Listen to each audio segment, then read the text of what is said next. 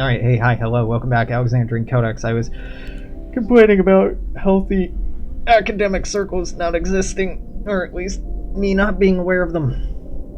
But it's a new island, so I can move on. Ooh, this is way more interesting. That first island sucked. Okay. Alright, let's just hop into this. I hate both of these. Lumber pack. I was so excited with the last island starting out with algae. But, you know. You can't. Holy shit, this is a lot of wood. That's,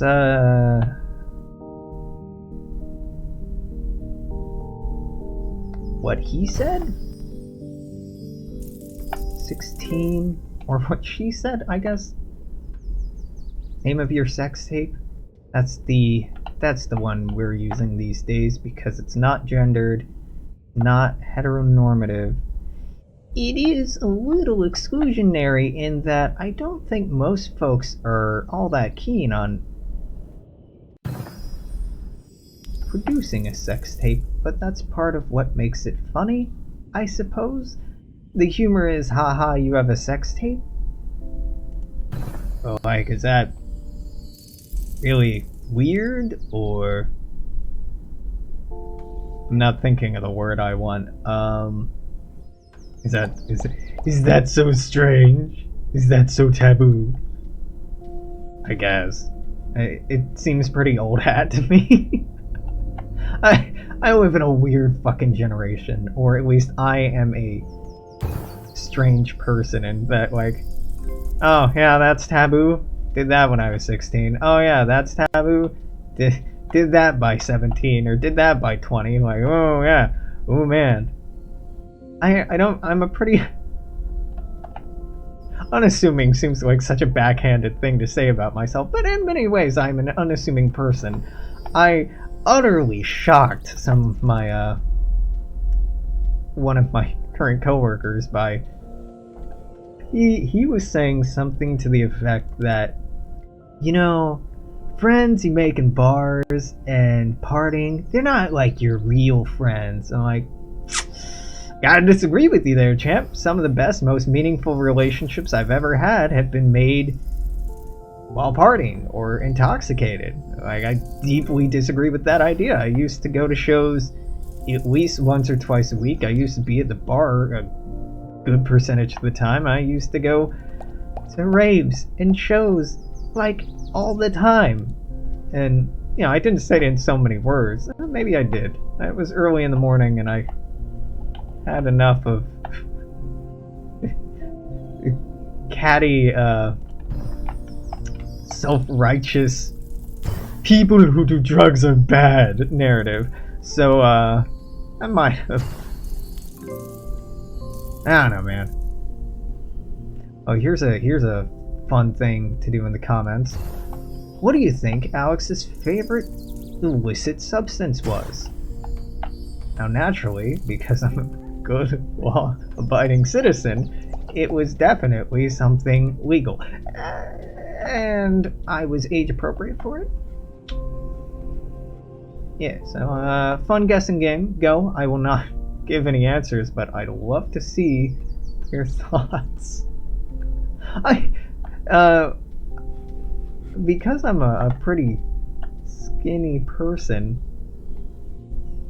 I have, when I was working at a hostel, some lady staying there was like, yeah, you do meth, don't you? Like, I recognize it. And I'm like, no lady, no, I kind of value my health and sanity. That is a line I have not and will not cross. Dog, if you do it, you do you. But that is not for me, man. No, thank you. But she was just like real insistent that, yes, of course, you clearly do love you some amphetamines. I'm like, not really, lady. I liked certain hallucinogens back when they were unlisted and technically legal for consumption and possession. But they are no longer legal for that, so I will not talk anymore about them. But, oh boy. Totally lost my train of thought. That's probably for the best. Let's see, I was talking about drugs. I was talking about being unassuming. Nope, lost it. Favorite drink has changed a lot over time. See, I said I was done talking about drugs, but not really. I'm just changing to riding with this momentum because I can't remember what the fuck I was saying. It's changed a lot over time. I think it's pretty common. If you're anything like me, and I know a lot of folks are, when I was first drinking as a legal adult, and definitely not as a teenager, my go-to was vodka. And I think that's baby's first alcoholic beverage. If you're really going in for trying to get the biggest bang for your buck, if you will. So the motivating factors for vodka was alcohol per volume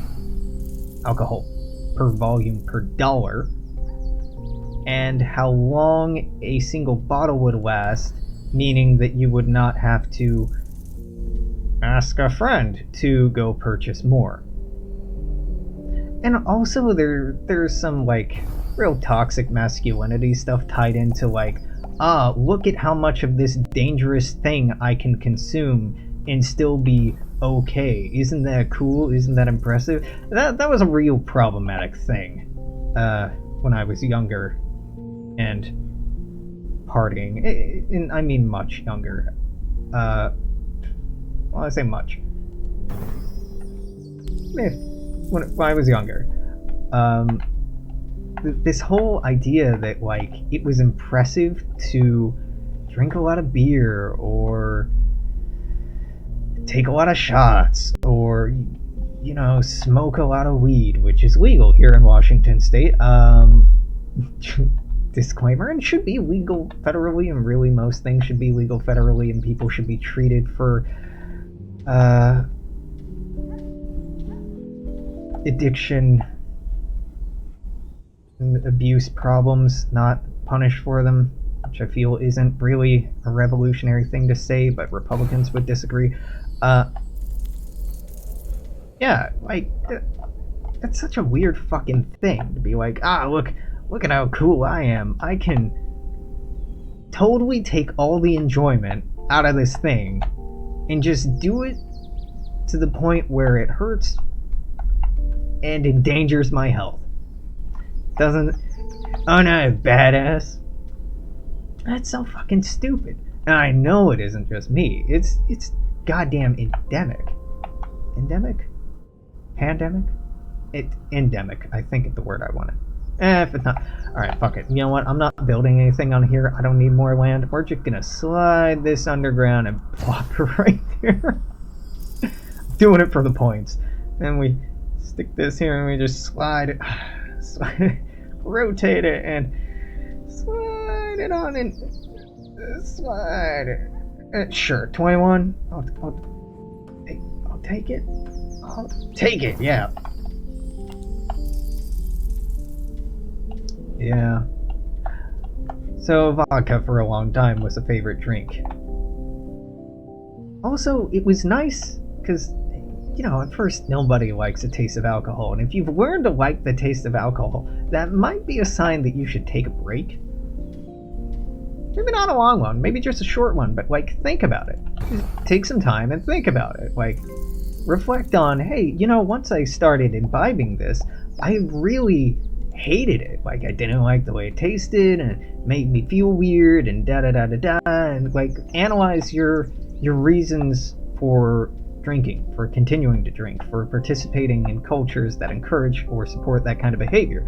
And, really take a hard look at if it's healthy for you, if it's doing work for you, if it's good for you, and then make some educated decisions based on that. I'm not going to make any judgments or say if it is or isn't, just that if you reach the point where the burning sensation of alcohol is a pleasant one, it's cathartic and a vaguely masochistic experience, you might want to take some time to think about it. Again, no judgment. I've been there, and even though I'm choosing to really dial back on the drinking in, oh god, like the last 3 years, doesn't mean that it doesn't hold the same appeal. Since then, I think it was after. Yeah, it was after I was 21 that my favorite drink switched over to... Oh no, that's wrong. After vodka, it was hard apple cider, I think. Hornsby's, specifically for first couple of years of college after I was done with that whole vodka bit, which, you know, you're never really done. Hornsby's was my go-to. I fucking loved that stuff. I used to go to parties with a handle of something that I'd just give to whoever was holding the party, because I'm a good party goer, and I not only bring my own beer, I bring stuff to share because I'm not a dick. We might all be poor-ass, broke-ass college students, but least we can do is share our wealth. Share our wealth of liquor.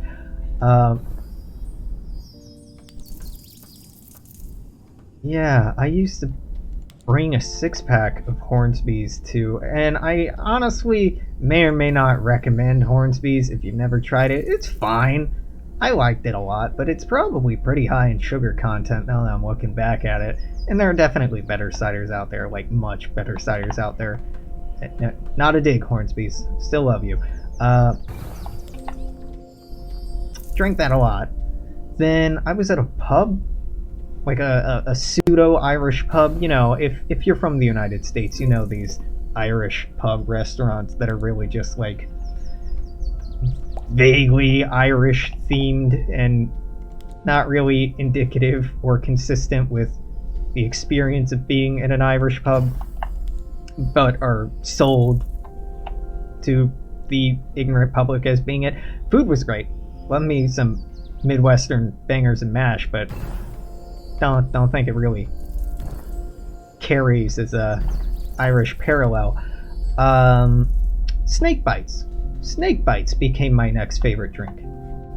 A snake bite can be one of two, I think, or three mixed drinks. The other two, I don't remember what the hell they are, just that I don't like them, and I get confused when I get them instead of what I'm trying to order. A snake bite is a stout. Stout meaning a dark beer like Guinness, primarily Guinness.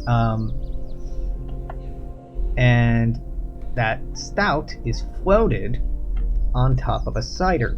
So you put half a pint full of cider, and then you put like a screen or a spoon over top that, and you pour from the draft the stout on top of it. And because of the different consistencies, they won't mix. You'll have a thin layer, or a thick layer, big layer of cider down here, and a thick layer of Guinness up here. And they slowly bleed a little bit, and it looks real pretty depending on the colors of what you have. And really, if it's bleeding into each other, that means it's not mixing correctly. And I can't remember what... it's an Irish cider that you're supposed to mix with Guinness to make it exactly. Can't remember what it is. I think it starts with an M. Doesn't matter. Even if it bleeds together, it's fucking delicious. Stouts grew on me a lot. But after college in Arizona, one of my favorites, once a friend of mine started bartending, became Long Island iced tea. Now, why Long Island? Well, one, It was a thing I heard in a movie once and it sounded cool. Which is, God, so many people's motivation for drinking what you drink. No shame in that. No shame in that. It just shows that advertising works. And, they're okay. Would I call a Long Island good? Nah. Nah, probably not. But it's very potent and not too expensive. Which, if you're drinking to get drunk and you're on a budget,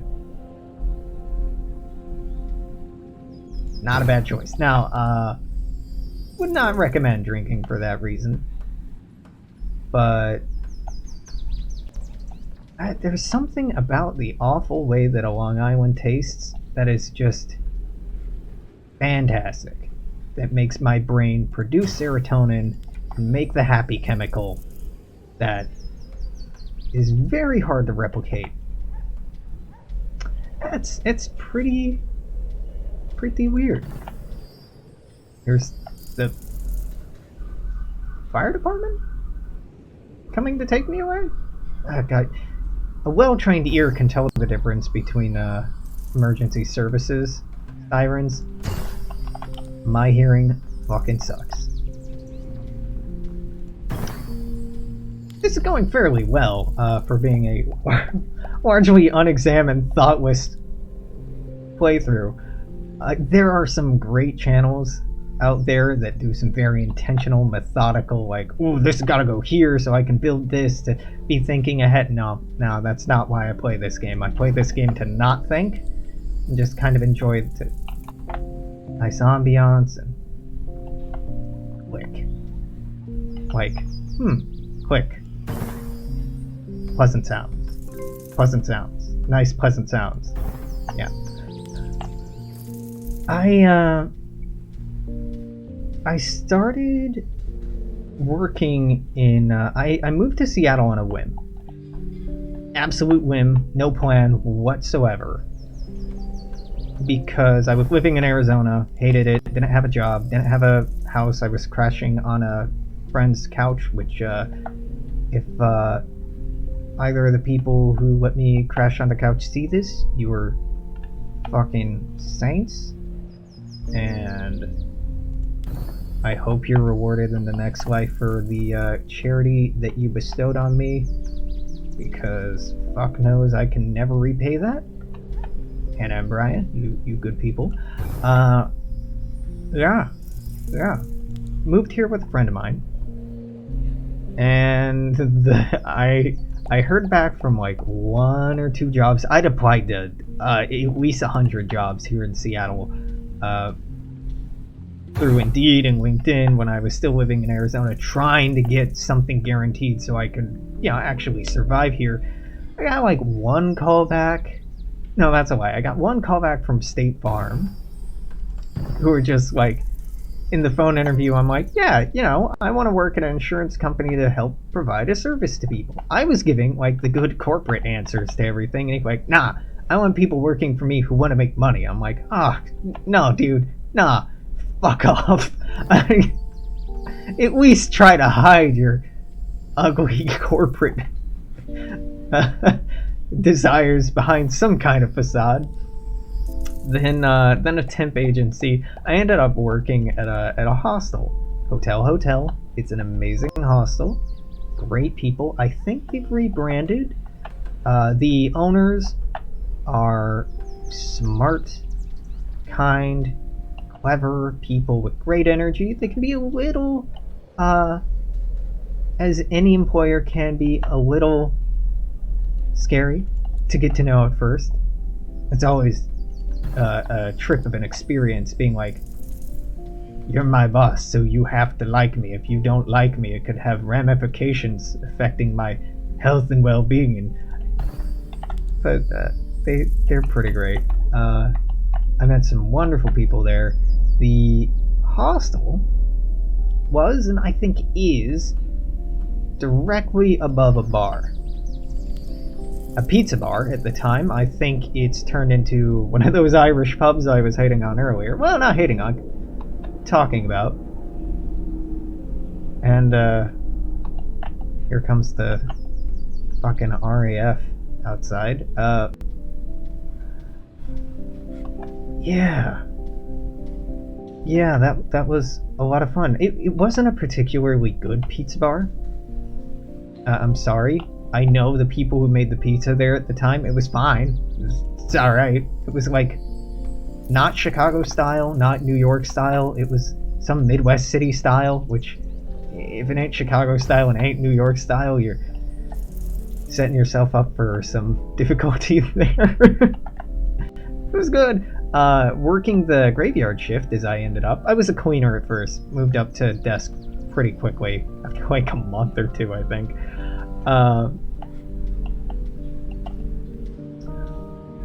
I ate a lot of leftover pizza and drank a lot of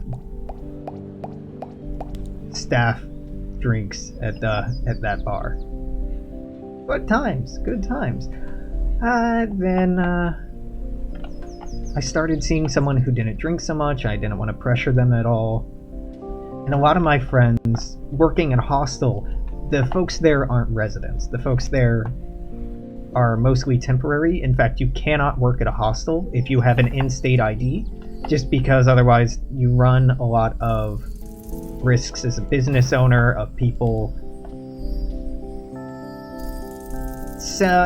using the rooms for things that isn't entirely legal or stuff like that. You run a lot more. You're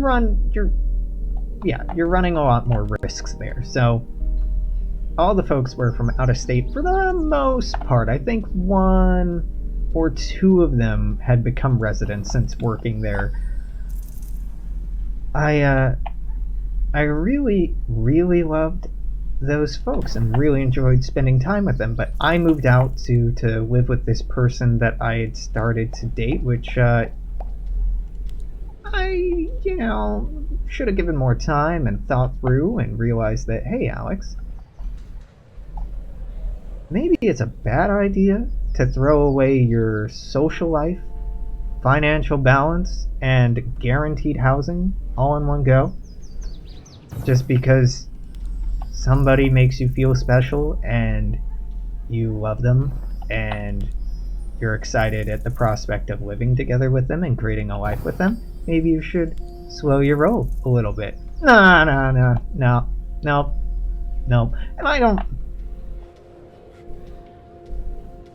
don't know if I regret it. I was about to say I don't regret it, but I do miss people, and I wish I had exited in a more controlled, graceful, methodical, mindful, and thought out manner. Given myself more time and more space to make more money and find a way to balance things for myself rather than jumping into a pretty precarious relationship like that. And being with them for the years that I've been with them, they weren't a big drinker for some health reasons, some philosophical, some emotional reasons, and I think I changed their attitude towards drinking when we after we had been together for a while. They became more open and more interested in it. So hey, there's that. That's a positive takeaway from dating me. I can show you the bright side of drinking. That's not the only thing. I have a lot of other admirable and desirable qualities. Right? No. I know. That being self-depreciating can be such an easy go-to, but it's a bad habit. But a big part of drinking, healthy drinking in my mind, is the social aspect. And I had lost my social aspect. The folks I drank with in Arizona, I wasn't around anymore. The folks I drank with in Indiana, I wasn't around with anymore. I was just drinking in my apartment with my partner, which, I don't know, man, it was kind of depressing. Like, I had a much higher tolerance than they did, and I really didn't want to have to be putting away 2 drinks for every drink they did. And it's, again, I was talking about this toxic mentality and behavior, that it's a competition, that you have to drink more than the other person. I didn't want to put them in a position where they were more intoxicated than me. They trusted me and loved me, and obviously were willing to be vulnerable with me by drinking with me. But I'm pretty uncomfortable being in a space where I'm not making myself as vulnerable to someone as they're making themselves vulnerable to me. Like, your boy could never consistently dom. Nah. I'd have to be in a pretty sadistic, unhealthily sadistic headspace to be okay and functional at that. I am very squishy, very switchy, often subby person in romantic relationships. And I'm fine with that. But it meant that if we were drinking, I was drinking a lot. And by volume, I don't enjoy being the person putting away more than everyone around you, because I don't like that. Don't like that at all. Okay, 11 is really the best I'm seeing here, huh? Is that a 14? By God, it was. 17? Now, if you are playing this game in an examined way and crunching the numbers, you would probably know that, like, oh, of course 17 is going to be over here, because we have... I was about to start pointing with my fingers. We got this, and these going on, and this, and I think that's in range? Yeah. But that's not how I'm playing right now, because I'm pretty mentally exhausted. I went to a bar for the first time in, a while. A couple days ago? A few days ago? Was that Labor Day? Was that just... What year is it? No, Friday? Yeah. With the old housemate of mine. It was weird. He's cool. I like him. Good to hang out, catch up, talk, all that jazz. Just weird to be in a bar after so long and be like, so I should get like 2 drinks and then call it a night. Yeah. Don't slip into, I'm just gonna keep getting drinks until they close, which is what I did in Indiana. Don't overanalyze how much you're drinking. Just like, have a couple of nice drinks, enjoy a nice conversation, and go home. That was nice. God, I hate temples. I'm not picking it because I know I didn't build this right for that, because I just don't want to think about that for now. Never have I been the sort to drink alone. I think I tried in college, and I just hated it. I hated it. My roommate in Arizona, for the longest time, Brian, and I threw a lot of parties. A lot of parties. At least one a week, if not more. But my school had every Friday off as a field day for classes that had to go out into the field for work, whether it be for outdoor education or whatever else. And we were political studies majors, basically. So our courses didn't do shit on Friday. So Thursday night was Friday night, and Friday night was Friday night, and Saturday night was Friday night. So we'd normally go to a good number of parties and host a few. But even then, I was not comfortable drinking alone. Even if I was at home alone, I'm just like, well, what's the point? Like, I'm not going through this mind-altering, and yes, alcohol is mind-altering, experience with another human being. I'm not getting that kind of solidarity out of this. It's just depressing. And man, I am fucking lucky that I never saw the appeal. There's lots of folks do, and it can lead to dark places.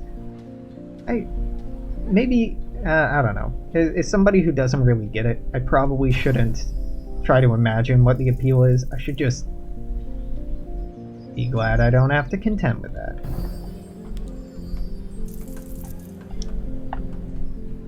Yeah. These days, and you know you're working your way well into maturity. Of course, I've been doing this since I was like 16, so what does that say about me? I mostly drink tea. Like, to the extent that, let's see. For Christmas, when I was like 20 or 21, I was given this, which is a cocktail book on fucking... Yeah, that's white text, but Chroma Key thinks it's green. It's teaching you how to make tea mixed drinks. That's what I think my mom got that for me. Like, yes, my son drinks two things, tea and alcohol. Good, yes, this will fit his interests. I have made alcoholic tea 2 times. 2 times, I think, and it was fucking horrible. There are probably good ways to do it, but dear God, it was awful. I think I just made it by heating up, not boiling, heating up vodka and mixing in a strong tea. It was bad, dog. It was bad. Now, of course, I know now. Of course, that's gonna have an awful taste to it, but I was a drunk college student at the time, and it seemed like a good idea. I probably could have gotten enough for another point set there, but yeah. Like right now, I'm drinking green tea, because green tea, although it's not caffeinated, has been shown to have properties that help lessen or moderate the effects of depression in some respects. And your boy depressed, so it helps. Also, I'm going to bed soon, so I can't be drinking caffeine unless I just want to not sleep. I want to record another hour of this. What time is it? Noon. Yes. Oh, I have Gungeon still running. I should close that. I think I might cut this here. I don't know if I'm going to record more of this, but I was recording something else for people who actually know me earlier. And once you get in the motion of recording something, it can be kind of hard to stop. Let me know if you want more of this, or more of anything else. Definitely, I'll take requests, and if I'm interested in the requests, I might actually play them. I hope you all are doing well. I'm sorry for being so absent. Yeah, like, comment, share, subscribe, all that bullshit. Till whenever I'm gonna say toodaloo, take care, bye-bye.